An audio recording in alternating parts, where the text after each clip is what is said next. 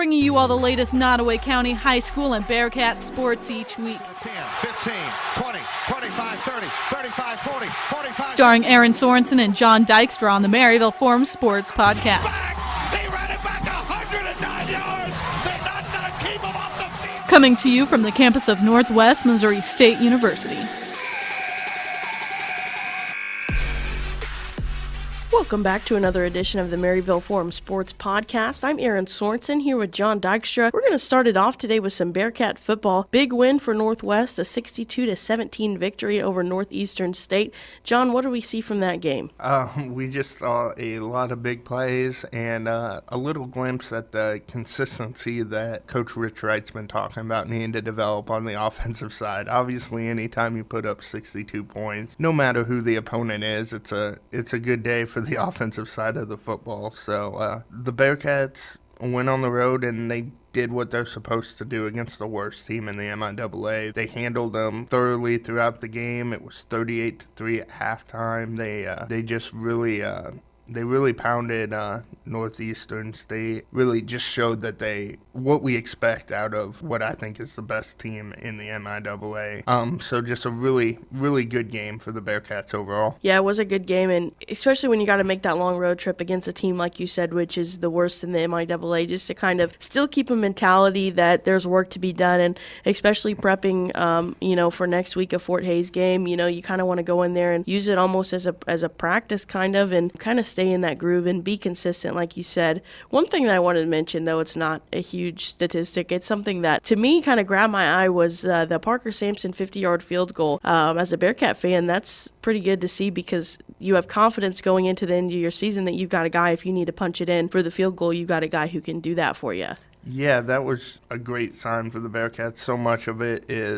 So much of kicking his confidence in the mental game, as we've heard Rich talk about before, and we've heard Parker talk about before, I think. Yeah, to be able to knock that one through. He also had a shorter one, a 32-yard field goal that he made. So just knowing that you can hit those and seeing that confidence, that should be huge for them, who Parker's been a little up and down, but he's definitely starting to show how good he can be kicking the ball, and as only a sophomore, that's exciting.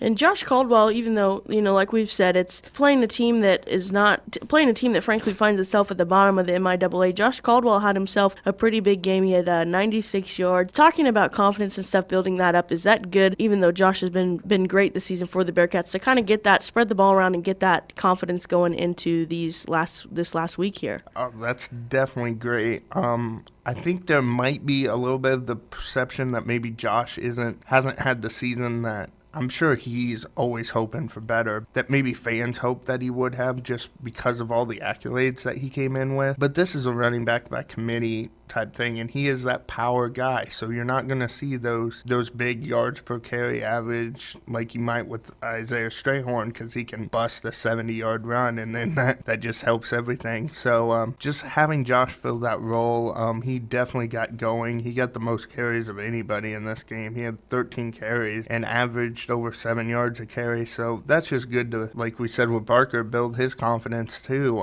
Everybody's confidence in him, that he's a guy you can give the ball to and have success with, but everybody ran the ball well in this game. Isaiah Strayhorn had over 11 yards a carry. Braden Wright had over 10 yards a carry. Brody McMahon had 41 yards. Raymond Thomas had 34 yards, including a big run there at one point. Just everybody had a good game. Kira Brown had 7 carries, which has to be near a career high for him. And I also saw that he got awarded a scholarship after the game, so that's an exciting thing for him. A guy who we see a lot late in these games, obviously is a favorite of his teammates. Josh Caldwell was actually the one who tweeted out congratulations to him for getting that scholarship. So a good day running the football, and then the passing game obviously succeeded pretty well as well. And, obviously the defense showed up as we expected them to against the Riverhawks. 3 first-quarter points for them, and then 0 in the second quarter. It looks like here Anthony Lane and Matt Connolly both had 5 tackles apiece, which I believe is a team high for them. So definitely kind of just seems like a good day and a lot of confidence building, as we've said, for this entire team.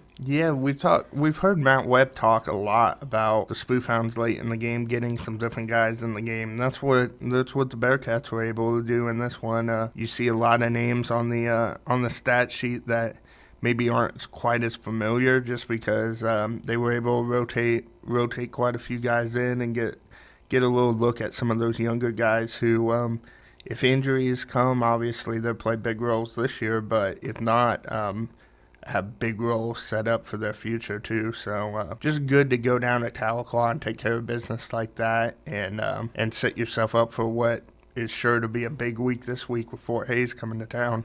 Yeah, Fort Hays, that's next Saturday. That's actually Senior Day. Kickoff's at 1:30 p.m. Now, John, I'm sure most Bearcat fans remember if they were at the game. Kind of a tough game and a tough environment to be in. A lot of Fort Hays fans showed up to that game, and they ended up taking the win last year. What kind of mentality do you think, if anything, really changes with these Bearcats going into that game?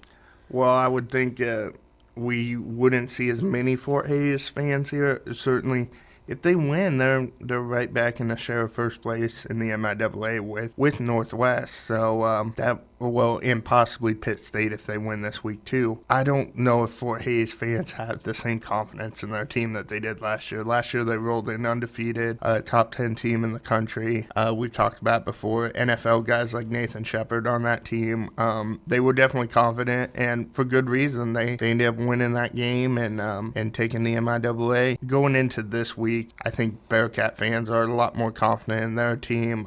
We've gotten by that hiccup with Central Oklahoma, and now just look to be rolling into this week with a chance to really have a statement win over Fort Hays State, and that's something the Bearcats kind of need, because they're fourth in the regional rankings right now, and they would really like to move up in that, I'm sure, before the playoffs get here. So taking care of business against Fort Hays is a good way to maybe show even more to the national perspective that we're well past that Central Oklahoma game. Fort Hays game, there's going to be a lot of focus on just the game, but kind of a cool day to honor some of these seniors that have been quite a staple in this program for a very long time.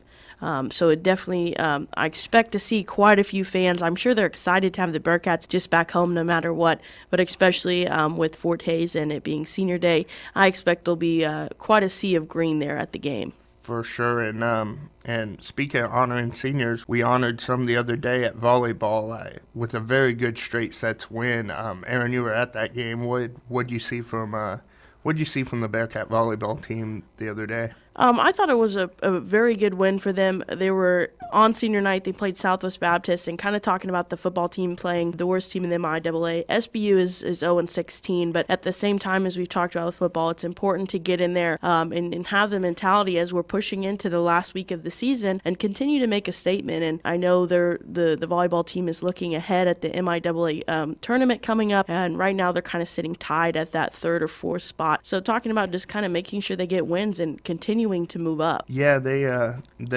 it's going to be exciting last week here with those four teams all within a game of each other at the top of the standings. Looking from the outside in, you might not think Northwest has as good of a chance. They're the only team there that's not ranked in, I believe, the top 15, but seemingly haven't been getting the respect from those polls all year, and they keep winning. So hopefully that changes in the future. But with a couple huge games on the schedule for this week, we'll see if they can climb even higher in those standings. Yeah, and I'm sure they're looking to. And speaking of volleyball here in Senior Day, that actually brings me to my athlete of the week this week, and that's senior Sophia Schleppenbach. And her name has been out there. You've seen her, but maybe not the flashy type of player that we see in like a Maddie Bruder or a Hallie Sidney. She's a middle. She's been very consistent at being big at the net, getting 3, 4, 5 kills here and there, and just kind of making her presence known. Against SBU, she had a team-high 11 kills and a team-best 4 block. One of hers was actually a solo block, and, she got the whole entire thing. And from then on out, SBU was not really going to hit her way. They were going to try to work around her. So just a good weekend for her. And those other 3 seniors, Maddie Bruder, Olivia Nowakowski, and Megan Stillmock, all had a good weekend. And they've definitely been a part of this program change that's kind of turned this volleyball program in a different direction than what it had been going. Yeah, they, and we should mention, too, that they had the straight set sweep over Missouri Southern on Friday, the day before, too. So just 6-0 this weekend at home is a great way to kind of ramp up for this big week coming up. What are you hoping to see as we get some tougher teams coming up this week, and obviously road trips to see those tougher teams, but what are you hoping to see coming out of this week for them? Yeah, I mean, it's going to be a big week for the entire MIAA, and you talked about these top 5 teams. Northwest is the only team that hasn't been nationally ranked out of these top 5, and UCM's kind of made a name for themselves even more. They were 15 ranked, and they beat Northwest, and then they just swept Washburn actually yesterday. So Northwest is kind of in that spot where it's time to really gas pedal to the floor and just finish off this season strong. And this week they've got another hefty kind of road trip to finish off this season. They're going to go to Fort Hays. That's on Friday at 6 p.m. That's a game that it's extremely important no matter what, because honestly, if the Bearcats want to seal that game, that first round game at home, they need to win both of these games. But then Saturday is the one that I think a lot of fans are looking forward to. They get another shot at Kearney, and if you were at the game, or if you remember, Kearney came to town several weeks ago, actually ended up winning in 5. The Bearcats went up 2-0, and Kearney came back and won. Kearney previously had been ranked 1 in the nation. They're 1 in the conference right now. It's kind of that elusive match that the Bearcats have kind of had in the back of their minds this whole entire season. So I look for a strong performance for them, and they need to have a big first set and come out really well, really focused. We've seen them come out a little dry a couple times, like against UCO, and ended up going 5 sets. So the big key is for them to come out first set, make a statement, as we talked about with football, and honestly just quiet the crowd and stay focused. Yeah, Kearney's that one team that they haven't been able to beat yet. Like you said, they went 5 sets with them earlier this year, but they've beaten Washburn, they've beaten UCM, they've beaten all those other teams. It's just try to get over that UNK bump here. So going into that is obviously huge. You mentioned Fort Hays on Friday. Well, on that day, UCO and Washburn play, so that could come out. If that goes UCO's way, then all of a sudden that Kearney Northwest game is a game for first place, a game for either Kearney to make sure that they take first place by themselves if they win, or you could see a 4-way tie atop the MIAA if UCO wins and then Northwest wins on Saturday. So definitely a couple days to keep your eye on that scoreboard and on Twitter to see how those teams are doing, and if you're not making the drive to Kearney or Hayes anyway. So, yeah, just an exciting week to kind of wrap up the season as we gear up for that MIAA tournament coming up, which hopefully we can see some more of these top matches in that tournament. Yeah, and we've talked about week after week these kind of top 4 teams that are just kind of just heavy hitters, and the possibility of UCO taking a win against Washburn, which is very possible, and as well as Northwest taking a win over Kearney, and then you see a 4-way tie and it comes down to set wins, and that is just that is how this conference has gone, just because there's so much talent. And it is notable to say Nebraska Kearney has those 2 losses, and those 2 losses both come from Washburn. So nobody besides Washburn has beat UNK. So as John said, it's going to be an exciting week for the entire MIAA here on Friday and Saturday. There's going to be a lot of tension and fans being excited and nervous, I think. I will say, if it comes down to set wins, though, we talk about the 5th set a little bit, and we've said before how you would have liked to have gotten a couple wins in that 5th set. But if it comes down to set wins, winning two games in a set is going to be huge. I know you talked about earlier, if it comes to a tie with UCM, then we have the advantage because we took a set from them and they got swept by us when we won. So just having those, I know we went 5 last time with Kearney. That'll be big. There's just a lot of opportunities for maybe Northwest to break some of those ties, and if it ends up like that, see how high they can climb in those standings. Yeah, it's crazy. And not to get too much into the numbers, but one more thing that's quite notable with UCM beating Washburn, it was actually a sweep against Washburn, and Northwest also swept Washburn. So Washburn's only 2 losses come with a sweep, so that does not help them if they go into that 4-way tie. And talking to a couple of the girls last night, the Northwest girls, obviously they're focused on getting a win against Fort Hays and Kearney, but they mentioned how nice it would be to sweep Kearney, so if it does come down to that 4-way tie, they've got more leverage to move up higher. Yeah, that's certainly, you're never going to complain about a sweep, but you're never going to complain about just beating the top 10 team in the country as well, and that's what Northwest has a shot to do, and they have a good shot to do it. I think even going on the road, we saw how dominant they can look for the first 2 sets against Kearney last time. If they're able to come out like that again and jump up to an early lead and then be able to finish it, it would just be huge. Obviously, as I said before, getting ready for this MIAA tournament besides just the regular season standings, because to get that national tournament recognition, you're going to have to do well in the MIAA tournament as well. Yeah, and there is so much excitement coming and leading up to that MIAA tournament in this last week of regular play. And honestly, you could get lost in these numbers right now because everything is just up in the air. First place is not guaranteed right now to anybody, and I think that's very exciting for fans as well as those teams that find themselves second, third, fourth, even fifth place. But we're going to kind of keep on moving here. We're going to switch gears to another interesting situation, you could say, and that is Spoofhound football with their week on last week.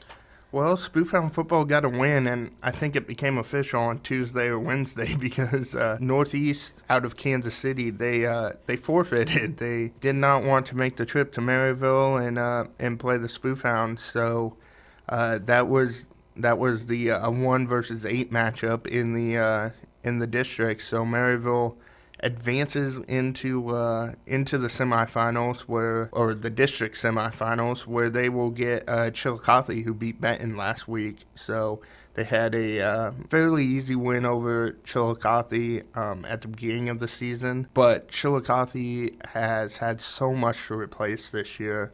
They're kind of looking like a different team right now. They've got a lot of confidence, and after a couple wins over Benton, actually, so it'll be interesting to see them come in and see if they can put up a little better fight against the Spoofhounds than what they had when they played in Bearcat Stadium earlier this year. And Matt Webb kind of talked about he wanted to keep things the same for the Spoofhounds, even though they weren't able to play on Friday. Obviously, the Spoofhounds look for another win, and frankly, a lot of Spoofhounds fans are kind of expecting that win, obviously, on Friday. But just for Matt Webb to kind of say that he wants to keep things in the same rhythm, whether they have a game or not, just to kind of keep that consistency and keep the ball rolling into this postseason. Yeah, honestly, the starters probably weren't going to play much in that game anyway. It would have been nice to maybe get some confidence for some of the guys who are filling in with the Spoofhounds without a couple of their key offensive players going into these next couple weeks. But it is what it is, and Northeast, they don't want to play, so now you just move on to Chillicothe, and a team that you should be able to handle pretty well as well. So it'll be an exciting week. That game's Friday at the Hound Pound, so we'll go into that and try to set up for and try to punch our ticket to a district championship game, which will come up the following Friday, obviously. And we talked about Bearcat fans wanting to show up for that Fort Hays game. I think Spoofhound fans are probably don't know what to do with missing a week of football, so they'll probably be ready for that game as well. Let's kind of switch gears and talk a little bit about 8-man football that's been going on in the area. Yeah, with the no Spoofhound game, I was able to focus a little bit more on our area 8-man teams, which is always fun as somebody who went to a high school with 8-man football anyway. So fun to get back out there and see that game. But it was the end of the road for a couple of our local teams as Northwest Nottoway fell to East Atchison on Friday. And then 2 of our other local teams played each other, with South Holt, Nottoway Holt beating Platte Valley on Friday as well. So that moves South Holt, Nottoway Holt up into the next round of districts here, where they'll face second-seeded North Andrew in the semifinals, and that's a very even matchup. North Andrews in the past has been one of the best teams in the state consistently, but they had a coaching change a few years ago.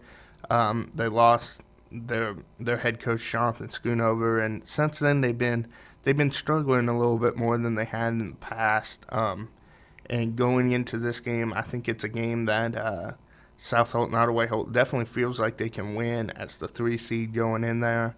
And with their high-flying passing offense, there's no reason they can't. Drew Quinlan almost had 500 yards this week in that game, and he's one of the better quarterbacks in 8-man football. And they have Reagan Morris and Eric Ottman on the outside too, are very good receivers. So should be an exciting week. That game's in Rosendale on Friday, same time as the Spoofhound game. So if you're feeling the need to go down there and watch a very good 8-man game, I would highly recommend heading down to North Andrew and checking out the Spartans and the Cardinals.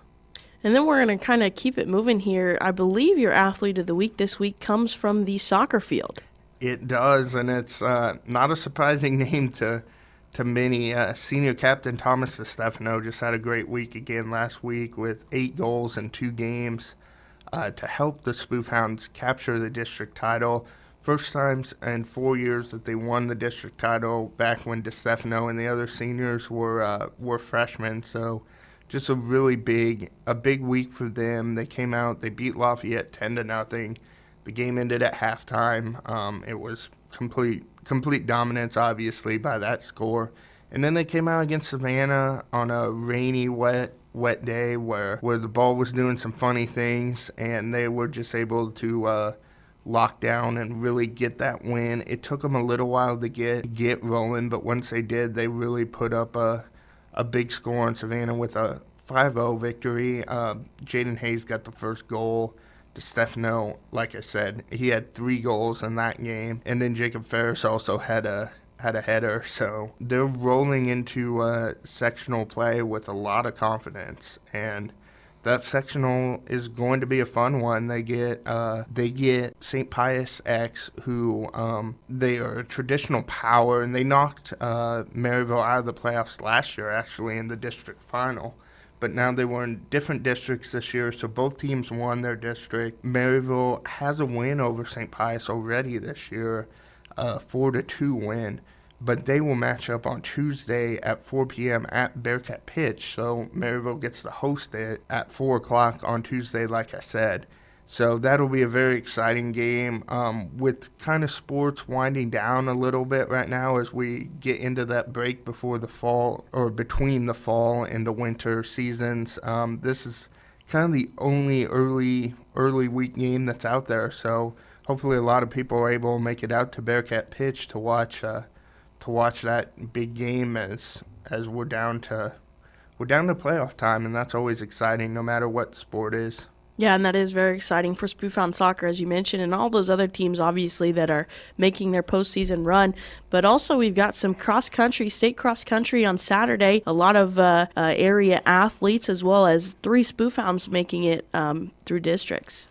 Yeah, it was a good day for the Spoofhounds. I think they had a little higher expectations. They were hoping they could get that full boys team in there, and they just missed out. Pembroke Hill edged them out there for that second automatic team qualifier spot. But they did get the 3 qualifiers, 2 from the boys' side, 1 for the girls. On the boys' side, Garrett Dumpke, he's sophomore, first year out for cross country, had a really good performance, finishing 3rd. He had a big kick at the end to pass several kids right at the end to finish strong, and only lost out to a couple kids from Smithville who have one of the best teams in the state, and were able to easily win the team title at district. And then Zach Kaiser had a top 10 finish as well. He finished 10th. He also had a nice kick to finish strong and punch his ticket to state. It'll be the first time he goes to state. He's a junior this year.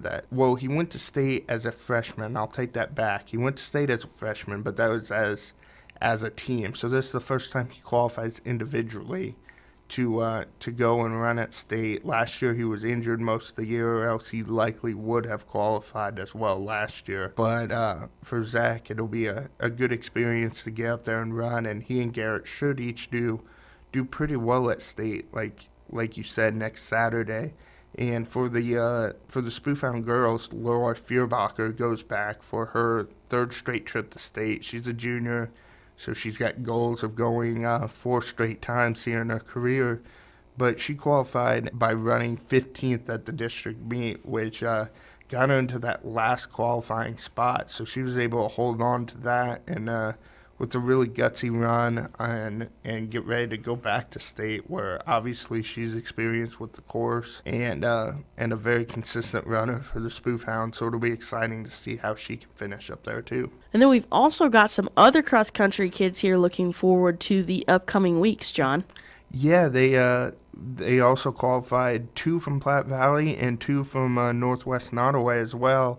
The Platte Valley team only runs a girls team, so Ashley Riley and Sydney Billings were each able to qualify. They're both seniors.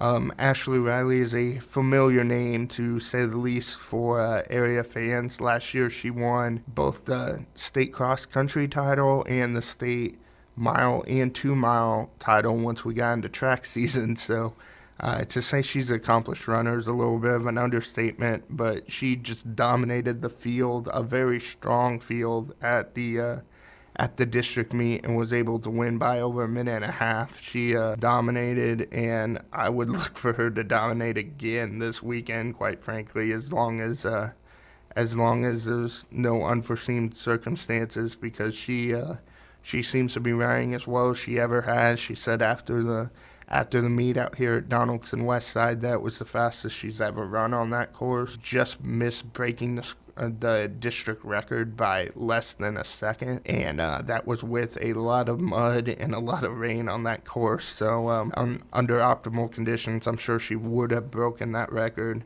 So that's just exciting to see her move on, something that was expected, frankly. And now we'll see how well she can do next week, and hopefully win a back-to-back state title here. And Sydney Billings will be going to state for the first time. She's a senior. She finished 10th in that race that, like I said, was stacked with so many players or so many runners that have done well in either long-distance track events or cross-country last year. There were 6 runners who had either been top 3 in one of those events, whether it was the 2-mile, the 1-mile, or cross-country. 6 of them had finished in a top 3 podium spot at state. So to get 10th in that field was really good for Sydney. And she'll be moving on with Ashley, after Ashley was the only Platte Valley runner up there last year. So that's exciting. And for the boys, Northwest Nottoway only has boys out this year, and they Duke Ingraham was able to finish 5th and go back to state for a second straight year. He's only a sophomore, so he'll be looking to do even better than he did last year. And he just had a really good run to compete with those guys from Smithville, or not from Smithville, but for the other top Class 1 runners there.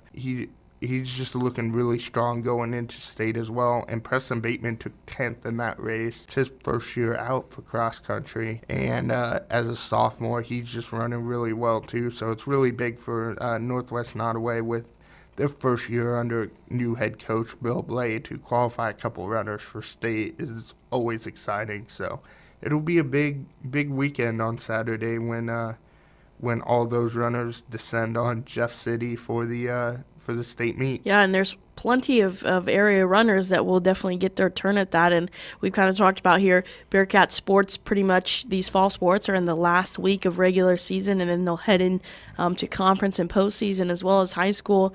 We're really kind of wrapping it up here before winter sports, and a lot of these area athletes and area teams are trying to make a push to keep rolling. Today we are joined by a special guest, head coach of the men's basketball team here at Northwest, Ben McCollum.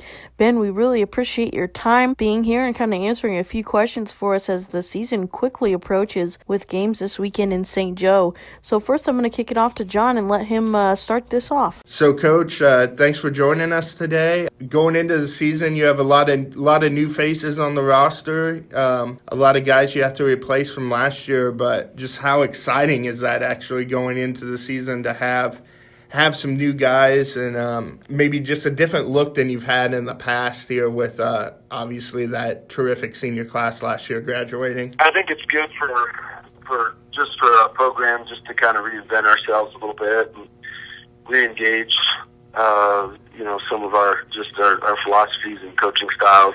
You have to go back to the basics, and we've had to do that. And, it's a good thing and a bad thing all at once. I'd certainly love to have the squad back from the last 4 and 5 years, but unfortunately they graduate and you start anew. And so this group has definitely helped me as a coach, and they're certainly a fun group to coach. They're going to be a work in progress, but I think you're going to see in a couple months how much they improve and how much they grow. You don't have to look back too far to see a similar situation, actually. Here about 4 years ago, you had almost the exact same situation with probably the best point guard in school history at that point, Deshaun Cooper, and 3 other starters graduating. So can you kind of look back on that and see some of those building blocks for success with how you guys handled that and immediately bounced back and had a great year back then, obviously, to how to kind of gel a young team on the fly here? Yeah, I hope so. I hope history repeats itself. But I don't. Every team's so much different, and every time you change personnel like that, you just don't know what you're going to get. Some of it's a little bit of luck. Can you win a few games early that you're not supposed to get yourself in position to have some confidence throughout the year? That group in particular was able to win a lot of very, very close games, and so that's the other piece is do we have the toughness to get big stops, to win close games, and that remains to be seen. But I don't think it's far-fetched to think there's a team that couldn't do that. But again, we've got a long, long ways to go to be able to even considering being as good as that team. It's not far-fetched according to preseason polls, apparently, too. You're a high-ranked team. I think one of the MIAA polls had you guys as the preseason pick to win the conference. The other one was second. National polls have shown you a lot of respect, too, obviously, with the track record. Do you kind of like having those expectations with a young team to say, hey, look at what we could accomplish? Or how do you guys handle that with the expectations of maybe the outside world? Yeah, we try not to. We try not to pay attention too much. This year, although those rankings are picked pretty high, I think a lot of that's just because we've won it for 5 straight seasons, and so until we don't, I think you naturally just pick us up there. And, similar to the KU, where except for they've won, 13, 14. So I think that's probably what you're seeing there. I think the outside expectations from people aren't what the poll says. I think that externally people think we're going to take a step back, and that's the motivation that our kids are going to need to use. Hey, we've got good basketball players, and we've been behind some of the starters for the last couple of years. It's our time to be able to show what we can do. And so if our guys can play with that chip on their shoulder, I felt like the group that you were talking about 4 or 5 years ago, they played with a major chip on their shoulders. They had something to prove. And if our kids play with that, I think it could be a fun year. If they don't, can't handle the expectations that they have, then it could be a long year. And, Coach, obviously, Austin Myers headed over to be head coach of the girls team this year. It's a big thing for him, and I'm sure you guys will miss having him being a part of the squad. But adding a guy like Zach Schneider now as assistant coach, a guy who's been there, been a part of the program in the winning success, does that kind of help with these younger guys to instill, like you said, those building blocks of where you guys want this program to continue to go?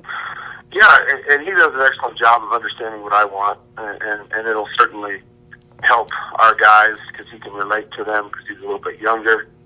Yeah, I think it helps. I think, again, though, just the personnel loss probably outweighs,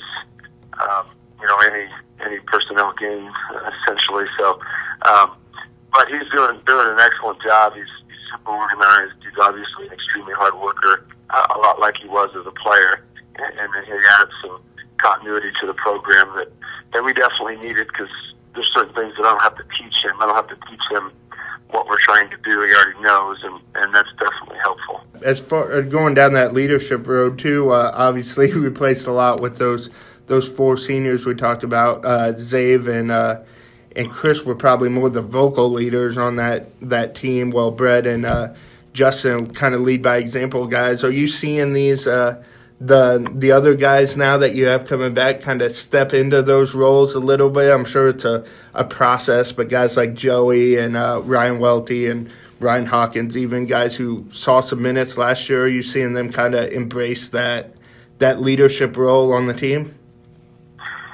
Joey in particular has been more vocal than he was in the past and really trying to fight to compete and get our kids to understand what we need done. I think that's the biggest issue we're fighting right now is understanding the importance of the fine details in practice of doing certain things extremely hard, and it can get frustrating when you're dealing with youth just because they don't know, and every little detail, every little thing you have to teach them, and then when they don't do it, it becomes even more frustrating. But the habit isn't ingrained yet, and so we're trying to develop those habits, and Joey's done a very good job of trying to hold people accountable for those habits. Ryan Hawkins has done a phenomenal job as well.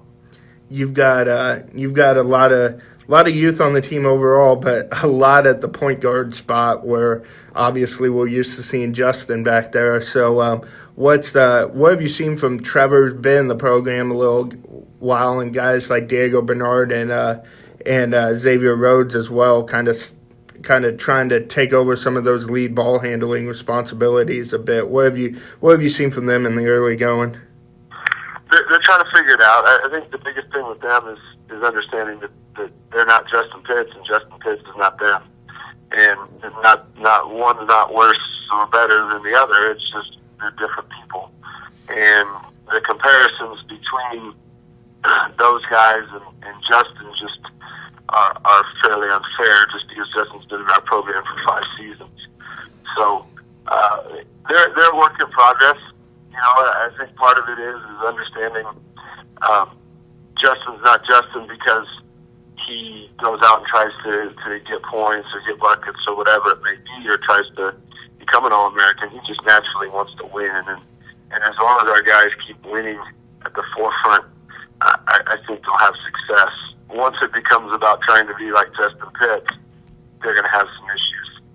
But right now, we're working on that and working on understanding the freedom you have with our offense and how to handle that. Since we talked about the guards, we'll skip down to the big guys there. Brett, kind of throughout his 4 years, was a bit of an unsung hero. I think people know how good he is and everything, but to have guys like Chris and Justin maybe be more of the stat sheet stuffers. What are some of those big guys? I know you've got Tyler obviously too, and a bunch of guys returning that maybe filled in a little bit for Brett last year. What are you seeing out of those the big guys on your roster here in the early going? Well, they're again, same concept. It's just such a different dynamic with them, and it's hard for me as a coach to, in 2 weeks of practice to get them ready to play Northern State, just because we've done it a certain way for so many years, and ran our offense a certain way, and we ran it through Brett and Justin, and it was just so fluid and so effortless. Now we have to drastically change how we run it because Tyler's different than Brett, and Dre is different than Brett, and then we've got some more stretch 4s and 5s where they can shoot. So that's, again, presents a different challenge where it won't be quite as free-flowing to start offensively. It's going to have to be more set. And then as we progress, it'll be a little bit more free-flowing like it was. You mentioned Northern State coming up on Saturday. Obviously, you got Ferris State after that on Sunday. That's quite the gauntlet to start the season. Is it forward to kind of throw these guys in the gauntlet right away and see how they perform against obviously a couple of the best teams in the country as well as yourself? Yeah, I'll probably be able to tell you that after we play them. I mean, we schedule difficult for a reason. I've always enjoyed playing good teams. I think this year's team, we have to get ready so quickly that it could be somewhat difficult. But again, I guess, you know, if you're going to get exposed, you might as well get it done early so that then you can make the proper adjustments. You know, I think our kids can handle it. I think our kids will be ready to compete, ready to fight, and so on. So we're excited about the opportunity. We're just excited about being in that kind of environment, that kind of tournament. It's just going to be a fun deal. You built quite a legacy with the men's basketball program, obviously, but I don't know. You might have more of a legacy with the noon ball program here at Northwest. We had Austin on the other day, and I asked him to name. You got a Space Jam situation where the aliens are coming down to play a game. Who are your 5 noon ball guys that you're taking into battle with you? All-time noon ball guys. Anybody who's played.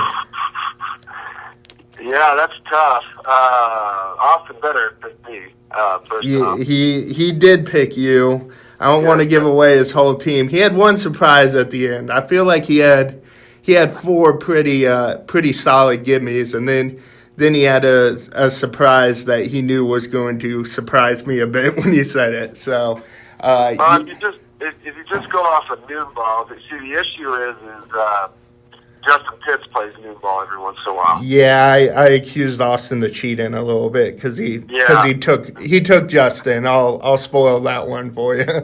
That's good. Yeah, I've got to take Austin, obviously, and then I think you've got to take AP. Well, Zach plays too. Yeah, I'd take Zach as well. I've got to have Zach. You got the 4 obvious ones that he already took. So maybe we're gonna have matching teams. This is clever. Golly, you could take this is where it becomes difficult. You take a role guy like maybe how about an Adam Doral just to set screens?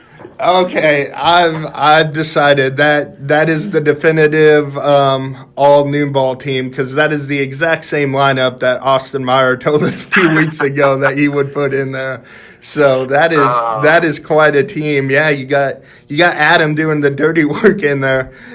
Maybe let's go into that a little bit. What makes Adam just the noon ball player that he is, and what makes him so special out there on that floor? I don't know that I'd call him special, but he'll set some screens, he'll rebound, he understands his role, he doesn't take dumb shots at dumb times, and that's an important piece of basketball that most people don't quite understand. Old Doral, yeah, he's quite the noon ball player. So I'm glad that they picked him up. Well, I mean, if you got 5 Adam Dorals going into battle with you, you're gonna either win the game or win the fight, probably. So that's the exciting thing. Well, Coach, thanks for talking to us here on the Maryville Forum podcast. I really appreciate it and wish you good luck as the season gets going in less than a week here. That'll be great. I appreciate it. Bringing you all the latest Nottoway County High School and Bearcat sports each week. 10, 15, 20, 25, 30, 35, 40, 45. Starring Aaron Sorensen and John Dykstra on the Maryville Forum Sports Podcast. He ran Coming to you from the campus of Northwest Missouri State University.